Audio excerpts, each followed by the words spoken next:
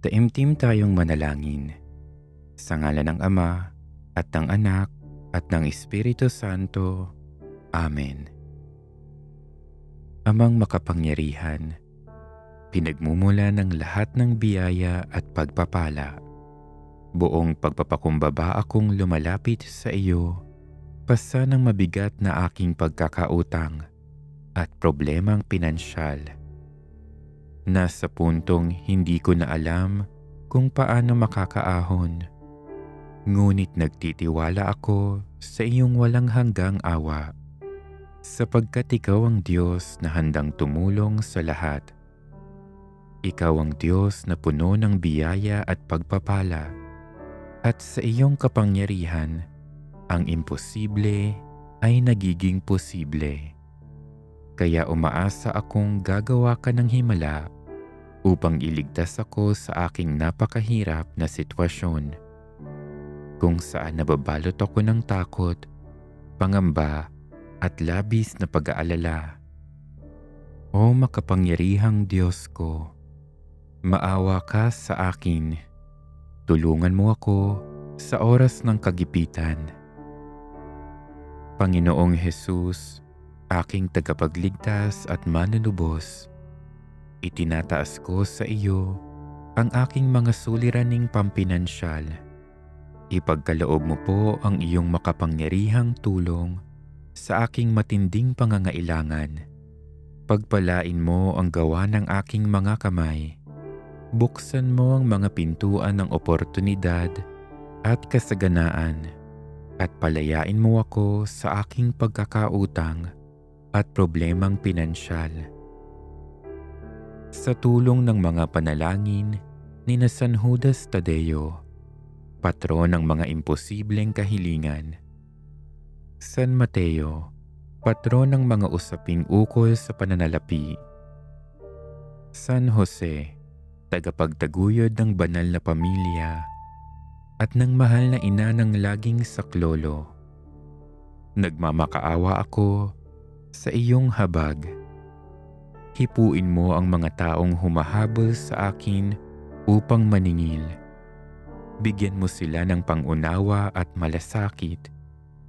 Lambingin mo ang kanilang mga puso, at kung may panggigipit at kalupitan man sila, palitan mo ito ng katarungan at kapayapaan. Pagpalain mo rin sila upang sila mismo ay maging daan ng iyong kabutihan. Amang mahabagin, hindi ako humihingi ng kayamanan para sa sariling kasiyahan. Kailangan ko lamang ang sapat na biyaya upang matustusan ang aking pamilya, mabuhay ng may dangal at kapayapaan, at makatulong din sa iba na nangangailangan. Kung ako'y nagkulang sa tamang pangangasiwa ng biyaya mo, patawarin mo ako at turuan. Kung ito'y isang pagsubok, akayin mo ako, ngunit huwag mo akong pabayaan.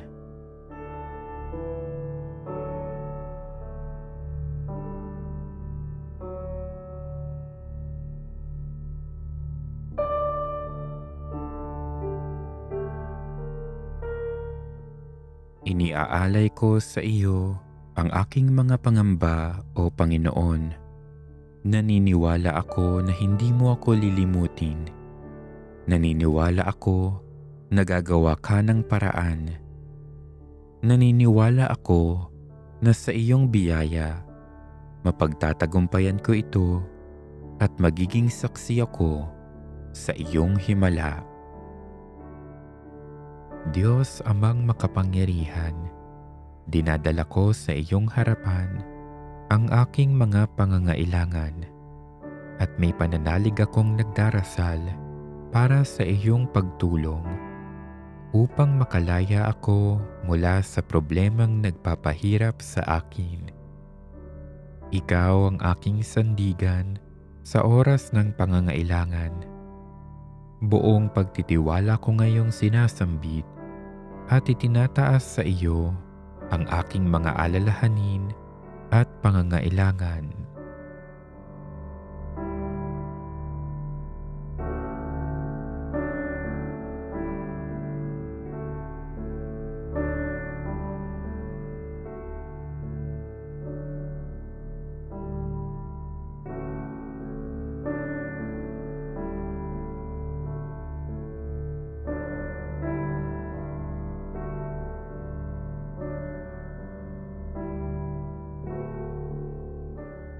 Sinabi mo, Panginoon, humingi at kayo'y bibigyan, maghanap at matatagpuan ninyo, kumatok at bubuksan ng pinto para sa inyo. Lumalapit ako sa iyo, Panginoon, sapagkat ako'y may pangangailangang pinansyal. Liwanagan mo ang aking isip upang malaman ko ang dapat kong gawin. Akayin mo ako sa mga taong may bukas na puso sa pagtulong sa mga taong may mahigpit na pangangailangan. Naniniwala akong walang imposible sa iyo at nagtitiwala ako sa iyong kapangyarihan at habag. Hinihiling ko rin na gawin mo akong isang mabuting tagapangasiwa ng mga biyayang kaloob mo sa akin, upang ako'y maging karapat-dapat sa lahat ng kabutihan mo. Ang lahat ng ito'y isinasamo ko sa ngalan ng iyong anak na si Jesus. Amen.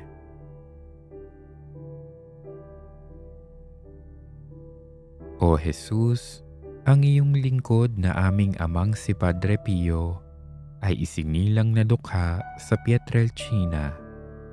Alalaumbaga, ang kanyang butihing ama na si Horacio ay nagsakripisyong mangibang bansa para lamang ang anak niyang si Francesco ay makasunod sa tawag mong maglingkod bilang pari mo at maging amin namang Padre Pio. Maging ikaw man, Jesus, ay isinilang na dukha at namuhay sa kasalatan, kung kaya nga ako ay umaasa na ang hibik ko'y iyong maunawaan. O Jesus, batid mo ang suliraning gumagambala sa aking isip, bunga ng aking kawalan. Nangangailangan ako ng ganitong halaga para sa aking pinag-uukulan.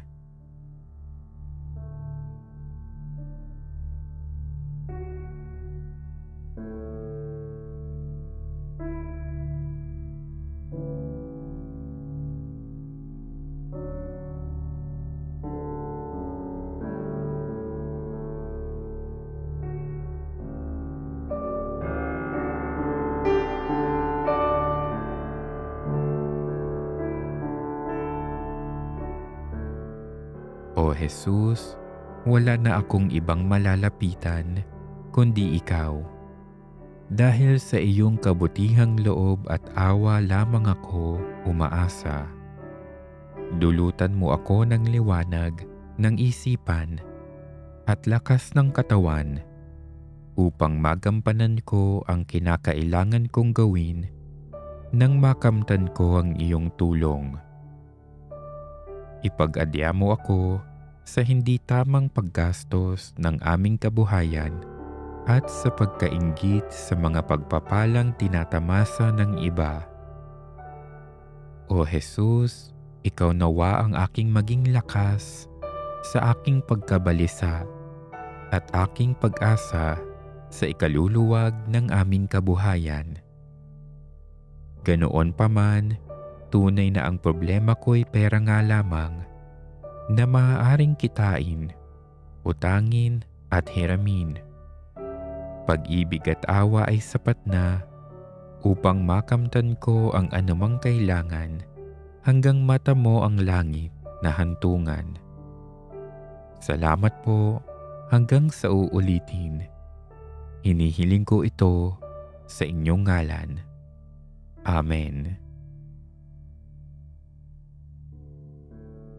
San Judas Tadeo, Apostol ni Cristo at maluwalhating martir, ikaw ang dakilang tagapamagitan sa lahat ng matinding problema. Dumudulog ako sa iyo ngayon nang may malaking pananampalataya upang hingin ang iyong bukas palad na pagtulong, sapagkat ako'y nagdadalamhati at naghihirap dahil sa aking mga kakulangan at kakapusan sa buhay, lalo na ang aking kinahaharap na suliraning pangpinansyal. Ikaw na aking mahal na santo, ang aking pinagpalang patron at marangal na tagapagtanggol. Tanggapin mo ang aking kaluluwa at aking katawan, ang aking isip at puso. Nagpapatira pa ako sa iyong harapan ng may buong kapakumbabaan, kaisa ng kamahal-mahalang puso ni Jesus at kalinis-linisang puso ni Maria.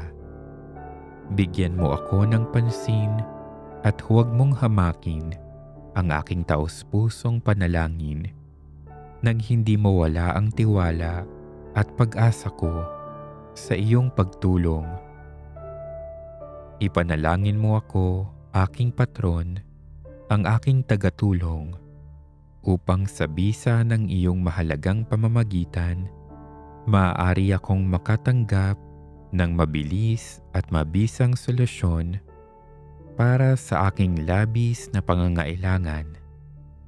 Sa tulong ng iyong mga panalangin, daglian nawang ipagkaloob ang aking matinding pangangailangan ukol sa aking pananalapi, upang matugunan ko ang lahat ng aking mga gastos, bayarin, utang, at magkaroon ako ng kapayapaan ng isip at katahimikan. Buong pagsusumamo kong ipinagkakatiwala sa iyo ang labis kong kailangan.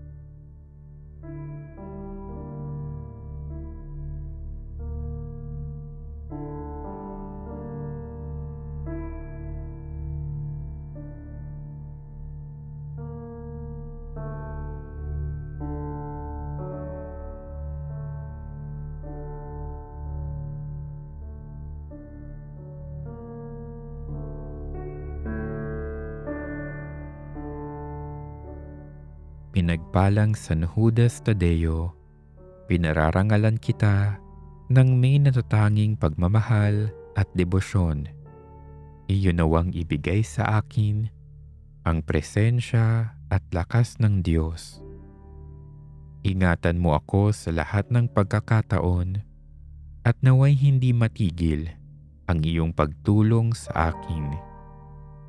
Sa tulong ng ating Panginoong Jesus, nina Maria at Jose, mapasa akin nawa ang kasaganaan at kalusugan. Bilang pagpapahayag ng aking pagmamahal at pasasalamat, ipinangangako ko sa iyo na isusulong ko ang isang tunay na debosyon sa iyo, at mula sa sandaling ito, walang katapusan na nagpapasalamat ako sa lahat ng mga biyayang aking natanggap sa iyong tulong. San Judas Tadeo, ipanalangin mo kami at lahat ng dumudulog sa iyo. San Judas Tadeo, huwaran sa kababaang loob, salamin ng pagtitiis, liryo ng kalinisan, alab ng pag-ibig ng Diyos, ipanalangin mo kami. San Judas Tadeo, aliw ng mga nalulumbay, takbuhan ng mga makasalanan, saklolo ng mga nahihirapan, tanging pintakasi ng mga walang pag-asa, ipanalangin mo kami. Makapangyarihang Ama sa langit, lumalapit ako sa iyo upang magbukas loob tungkol sa mga bagay na gumugulo sa akin ng husto. Batid mo kung paano ako nagkautang at ang dahilan nito, at kung gaanong hirap ang dinaranas ko, mabayaran ko lamang ang lahat ng iyon. O Diyos ko, sapagkat ikaw ang pag-asa ng mga nahihirapan at kublihan ng mga nasa kagipitan, naniniwala akong sa pagluhog kong ito na may tunay at malalim na pananalig, ako ay tutulungan mo. Maawa ka sa akin. Patnubayan mo ako na maiayos ang pinansyal na obligasyong ito at mabayaran ang aking mga utang sa wastong pamamaraan. Hipuin mo rin ang puso ng mga taong aking pinagkakautangan upang maunawaan nila ang tunay kong kalagayan. Nananalig ako na gagawa ka ng paraan upang malampasan ang kasalukuyang pagsubok na ito, sapagkat walang bagay na mahirap para sa iyo. Nagtitiwala ako sa iyong awa at kapangyarihan na pagkatapos ng suliraning ito, muli akong makaaahon tungo sa isang magandang pamumuhay. Hinihiling ko ito sa ngalan ni Jesus. Amen. O Diyos na makapangyarihan, lumalapit ako sa iyo sa mga sandaling ito na kailangang kita at ang mahalaga mong tulong. Lubha ako ngayong nahihirapan sa mabigat kong suliranin. Tunay na hindi ko alam ang aking gagawin sa mga panahong ito ng aking kagipitan. Nalilito at natatakot ako. Ayon sa banal na kasulatan, ikaw ang kanlungan ng mga hamak, takbuhan ng mga dukha sa kanilang kagipitan. Kaya naman, buo ang aking pag-asa na gagawa ka ng paraan upang mabigyan ng kalutasan ang pagsubok na ito. Tulungan mo ako at kahabagan. Sa iyo ako nagtitiwala sapagkat ikaw ay Diyos na makatarungan at mapagmahal. O Diyos na makapangyarihan, bigyan mo ako ng katiwasayan ng pag-iisip upang tanggapin ang mga bagay na hindi ko na maaaring baguhin, ng tapang ng loob upang baguhin ang mga bagay na maaari ko pang baguhin, at ng katalinuhan ng pag-iisip upang mabatid ko ang pagkakaiba nito. Luwalhati sa Ama, sa Anak at sa Espiritu Santo, kapara noong unang-una, ngayon at magpakailanman at magpasawalang hanggan. Amen. Sa ngalan ng Ama at ng Anak at ng Espiritu Santo. Amen.